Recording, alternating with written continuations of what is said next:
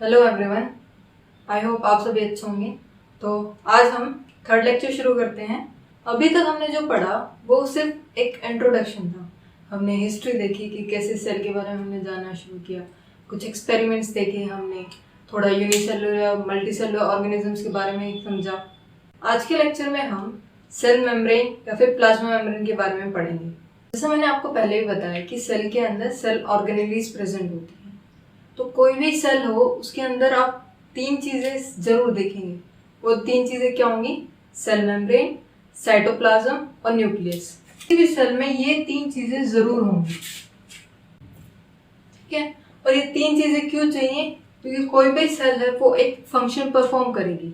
तो उस फंक्शन को परफॉर्म करने के लिए क्या हमें एक एनवायरनमेंट की जरूरत पड़ती है, और उस एनवायरनमेंट को प्रोवाइड करने के लिए हमें सेल ऑर्गेनेलीज होती हैं, सेल मेम्ब्रेन, साइटोप्लाज्म, न्यूक्लियस, ये सब चीजें हमें चाहिए।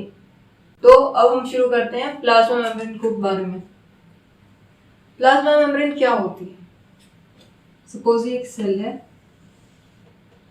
ये उसके अंदर न्यूक्लियस है, ये साइटोप्लाज्म है। साइटोप्लाज्म में यहाँ पे क्या होंगी? सेल ऑर्गेनेलीज होंगी। ये है सेल ऑर्गेनेलीज। तो ये जो बाहर वाली कवरिंग है ये होती है प्लाज्मा मेम्ब्रेन। तो प्लाज्मा मेम्ब्रेन क्या है? आउटर मोस्ट कवरिंग, ठीक है। और इस प्लाज्मा मेम्ब्रेन का काम क्या होता है? कोई भी मटेरियल है सेल के अंदर, सपोज ये एक कोई भी मटेरियल है, इसको सेल के अंदर जाना है तो किसके थ्रू होके जाएगा? प्लाज्मा मेम्ब्रेन के थ्रू। या फिर कोई भी मटेरियल है, इसको बाहर आना है तो ये किसके थ्रू आएगा? Plasma membrane. तो प्लाज्मा मेम्ब्रेन का काम क्या हुआ? Allows entry and exit of some materials. अब यहाँ पे एक इंपॉर्टेंट पॉइंट आता है। जो प्लाज्मा मेम्ब्रेन होती है वो जो मूवमेंट है, कुछ सब्सटेंसेस होते हैं उनकी मूवमेंट को वो रोक देती है। वो क्या हुआ? वो सिलेक्टिव है, मतलब कुछ सेलेक्टेड मटेरियल्स को ही अलाउ करती है। तो इससे क्या हुआ? Selectively permeable. सिलेक्टिव का मतलब क्या है? कुछ लिमिटेड, कुछ ही सब्सटेंसेस को अलाउ करती है, सेलेक्ट करती है कि वो किसे अलाउ करना है, किसे अलाउ नहीं करना। और परमिएबल का मतलब होता है कि ये जो मूवमेंट हो रही है अलाउ करना। परमिएबल का मतलब होता है अलाउ। तो प्लाज्मा मेम्ब्रेन का नेचर कैसा हुआ? सिलेक्टिवली परमिएबल नेचर होता है। अब हमारे पास आता है एक नेक्स्ट क्वेश्चन। हमने ये तो देख लिया कि जो प्लाज्मा मेम्ब्रेन है वो सब्सटेंसेस की मूवमेंट कराती है। अब क्वेश्चन ये आता है कि वो मूवमेंट कैसे कराती है, या प्लाज्मा मेम्ब्रेन के थ्रू मूवमेंट कैसी होती है, या सेल के अंदर किसी भी सब्सटेंस की मूवमेंट वो कैसे होगी। तीनों क्वेश्चंस का एक ही मतलब है। तो इसका आंसर है डिफ्यूजन और ऑस्मोसिस। डिफ्यूजन किसके लिए यूज करते हैं हम? जनरली गैसेस के लिए। गैसेस में जैसे होगी CO2, O2 एक्सेट्रा। मोस्टली यही दो गैसेस यूज होती हैं। बॉडी में आप देखते हैं, आप सांस लेते हैं तो क्या आप ऑक्सीजन, जनरली हम क्या कहते हैं? जब हम सांस लेते हैं तो हम ऑक्सीजन लेते हैं, और जब हम सांस छोड़ते हैं तो क्या करते हैं? कार्बन डाइऑक्साइड रिलीज करते हैं, एक्सेल करते हैं। और जो ऑस्मोसिस वर्ड है वो मेनली यूज होता है लिक्विड सब्सटेंसेस के लिए। सबसे पहले हम फर्स्ट टर्म को समझने की कोशिश करते हैं, जो है डिफ्यूजन। डिफ्यूजन, जैसे कि मैंने आपको बताया कि जनरली ये वर्ड यूज होता है गैसेस की मूवमेंट के लिए। अब सबको पता होगा गैसेस में भी पार्टिकल्स होते हैं, गैस के मॉलिक्यूल्स होते हैं। सपोज कीजिए आप, ये एक रीजन है, यहाँ पे बहुत सारे गैस के मॉलिक्यूल्स हैं, और यहाँ पे एक रीजन है जहाँ पे इसके कंपैरिजन में कम मॉलिक्यूल्स हैं। तो ये जो मॉलिक्यूल्स हैं वो इससे ट्रांसफर हो जाएंगे, मतलब हाई कंसंट्रेशन। यहाँ पे हाई कंसंट्रेशन से मतलब क्या है कि जो गैस के मॉलिक्यूल्स हैं वो अबेंडेंट है या फिर ज्यादा नंबर में है, और यहाँ पे जो गैस के मॉलिक्यूल्स हैं वो कम नंबर में है, तो उसे हम बोलते हैं लो कंसंट्रेशन। जब गैस की movement high concentration to low concentration होती है उसे हम बोलते हैं डिफ्यूजन। अब समझने के लिए मैं आपको एक एग्जांपल देती हूँ। आप इमेजिन कीजिए ये एक सेल है, बाहर CO2 की कंसंट्रेशन हाई है। CO2 की कंसंट्रेशन हाई है का मतलब यहाँ पे CO2 के मॉलिक्यूल्स ज़्यादा हैं, यहाँ पे CO2 की कंसंट्रेशन कम है।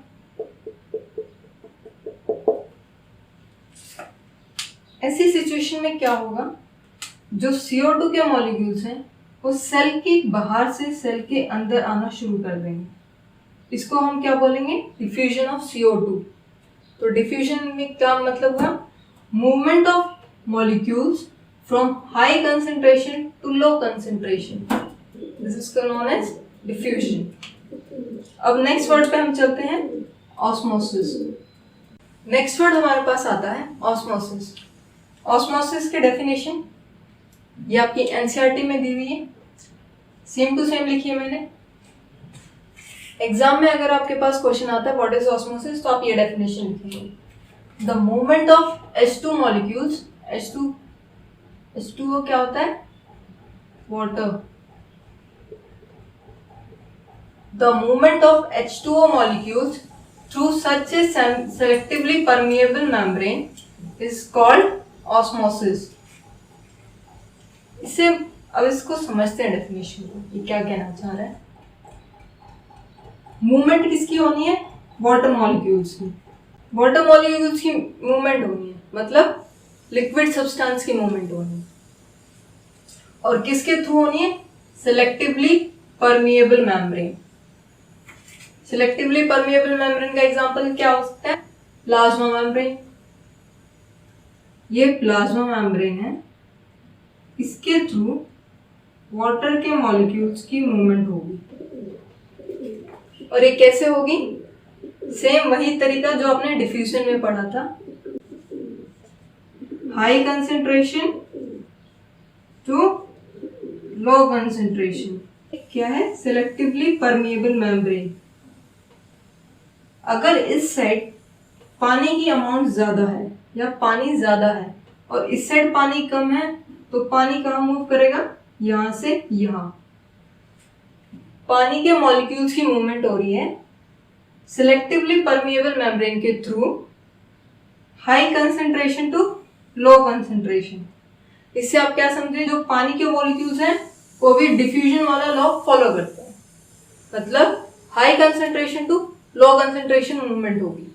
अभी हमने ऑस्मोसिस का एक रफ आइडिया लिया कि ऑस्मोसिस में क्या होता है, वाटर मॉलिक्यूल्स की मूवमेंट होती है high concentration to low concentration through. अगर हम किसी सेल को अलग अलग सॉल्यूशंस में डालें तो उसका सेल के ऊपर क्या इफेक्ट है। तो पहला केस लेते हैं, हाइपोटोनिक सॉल्यूशन। हाइपो का मतलब होता है लेस। कोई भी चीज हम कम या ज्यादा किसी के पर्सपेक्टिव में कह सकते हैं या किसी को रेफरेंस मान के कह सकते हैं। जैसे कि हमने पहले एक लाइन खींची, अब हमने ये लाइन खींची है, हम ये कह सकते हैं ये लाइन ऊंची है, पर हमने किसके रेफरेंस में कही, इस लाइन के रेफरेंस में कही। और हमने ये लाइन खींची है, अगर हम इसे कह रहे कि ये लाइन नीचे खींची गई है, तो हम किसके रेफरेंस में कह रहे हैं, इस लाइन के रेफरेंस में कह रहे हैं या इस लाइन पे। बट हमें कोई भी एक रेफरेंस लेना होता है, तो इस केस में हाइपोटोनिक कह रहे हैं हम, मतलब कम। किसके कंपैरिजन में, जो सेल के अंदर कंसंट्रेशन है उसके कंपैरिजन में। हाइपोटोनिक याद रखने का तरीका है, हाइपोटोनिक का मतलब क्या है, लेस कंसंट्रेशन वाला सॉल्यूशन। इसमें हम क्या करेंगे, एक बीकर लेंगे, उसमें हम हाइपोटोनिक सॉल्यूशन डालेंगे। हाइपोटोनिक सॉल्यूशन का मतलब क्या है, उसमें वाटर कंटेंट ज्यादा है या फिर वो डाइल्यूटेड सॉल्यूशन है।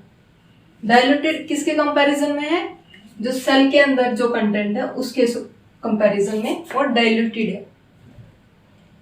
तो इससे क्या होगा, बाहर पानी की कंसंट्रेशन क्या है, ज्यादा, और सेल के अंदर इसके कंपैरिजन पानी क्या है, कम। तो वाटर की मूवमेंट कहाँ होगी, बाहर से अंदर की तरफ। जब बाहर से पानी सेल के अंदर जाएगा तो सेल क्या होगी, स्वेल कर जाएगी। सेल का साइज क्या होगा, अगर सेल पहले इतनी थी तो ऐसे हो जाएगी, क्योंकि इसके अंदर क्या है, वाटर मॉलिक्यूल्स ज्यादा आ गए, इसके अंदर पानी ऐड किया तो क्या होगा, सेल का साइज बड़ा हो जाएगा। सेकेंड हमारे पास है आइसोटोनिक सॉल्यूशन। आइसोटोनिक सॉल्यूशन का मतलब क्या होता है, इस सॉल्यूशन में जो वाटर कंसंट्रेशन है वो उतनी ही है जितनी सेल के अंदर है, या फिर प्रिपेयर्ड सॉल्यूशन की कंसंट्रेशन सेल की सॉल्यूशन के इक्वल है। यहाँ पे भी उतने ही पानी है और यहाँ पे भी उतना ही पानी है। डिफ्यूजन में क्या देखा था, पानी की मूवमेंट क्या होगी, high to low concentration. But अगर कंसंट्रेशन इक्वल है तो क्या होगा, पानी की कोई मूवमेंट नहीं होगी, मूवमेंट चलती रहेगी, बट नेट यहाँ पे जितना पानी है वहां पे भी उतना ही पानी रहेगा। पानी के मॉलिक्यूल्स, जितने मॉलिक्यूल्स अंदर जाएंगे उतने ही मॉलिक्यूल्स बाहर आएंगे, बट सेल की साइज में कोई डिफरेंस नहीं आएगा। रिजल्ट क्या होगा हमारे पास, no change in cell size. जो ओवरऑल हम जो नेट मूवमेंट देखेंगे पानी के मॉलिक्यूल्स का वो जीरो रहेगा। आइसोटोनिक में क्या है, same water concentration as the cell.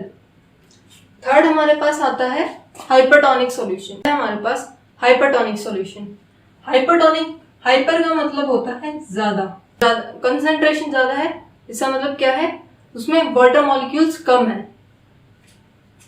बाहर वाटर मॉलिक्यूल्स क्या है, लो वाटर मॉलिक्यूल्स, और सेल के अंदर क्या है, वाटर मॉलिक्यूल्स ज्यादा। तो पानी कहां से मूव करेगा, हाई टू लो कंसंट्रेशन, मतलब सेल से बाहर आएगा, बीकर में आएगा। पानी सेल से बाहर आ रहा है तो सेल क्या होगी, सेल श्रिंक हो जाएगी। आप डायग्राम में देख रहे होंगे कि मैंने यहाँ पे डॉटेड ज्यादा बनाया और मैं कह रही हूँ वाटर के मॉलिक्यूल्स कम है, तो मैंने ये जो डॉटेड बनाया है वो सोल्यूट है। सोल्यूट से आप क्या मतलब समझेंगे, जब आप नींबू पानी बनाते हैं तो आप उसमें सॉल्ट डालते हैं, तो जो आपने सॉल्ट डाला है वो है ये जो डॉटेड स्ट्रक्चर बना है, और ये जो खाली स्पेस है आप उसे पानी कंसीडर कर सकते हैं। इसमें खाली स्पेस क्या है, पर यूनिट ज्यादा है, तो इसमें क्या है, कम है। तो ये लो कंसंट्रेटेड सॉल्यूशन है और ये हाई कंसंट्रेटेड सॉल्यूशन है। पानी कहाँ मूव करेगा, high concentration to low concentration. Concentrated solution का मतलब होता है जिसमें सोल्यूट की अमाउंट ज्यादा हो, मतलब कि आपने जो सॉल्ट डाला है वो ज्यादा है। समझने के लिए आप एक एग्जांपल लीजिए, इस वाले बीकर में और इस वाले बीकर में दोनों में पानी हमने इक्वल अमाउंट का लिया है, बट इसमें हमने सॉल्ट क्या ज्यादा है, सॉल्ट ज्यादा डाला है, और इसमें हमने सॉल्ट कम डाला है। तो इसमें क्या हुआ, इसमें सॉल्ट की कंसंट्रेशन ज्यादा है, तो इसे हम बोलेंगे हाई कंसंट्रेटेड सॉल्यूशन। तो इसे हम बोलेंगे कंसंट्रेटेड सॉल्यूशन, और इसे हम बोलेंगे डाइल्यूट सॉल्यूशन। आपने ऑस्मोसिस तो समझ लिया कि हाइपरटोनिक सॉल्यूशन में क्या होता है और हाइपोटोनिक और आइसोटोनिक सॉल्यूशन में क्या होता है। आप सभी यूनिसेलुलर ऑर्गेनिजम्स पढ़ चुके हैं। यूनिसेलुलर ऑर्गेनिजम्स फ्रेश वाटर में भी प्रेजेंट होते हैं।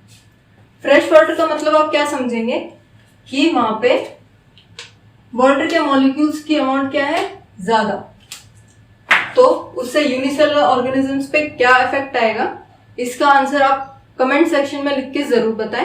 प्लाज्मा मेम्ब्रेन फ्लेक्सिबल होती है किसकी, और वो बनी किसकी होती है, ऑर्गेनिक मॉलिक्यूल्स की, प्रोटीन्स एंड लिपिड्स की।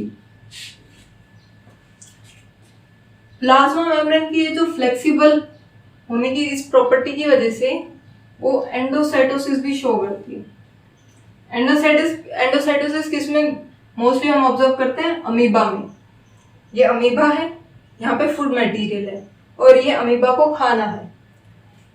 तो अमीबा क्या करेगा, अपने आर्म्स एक्सटेंड करेगा, फिर इसको कवर करेगा और फिर इसको अंदर ले लेगा।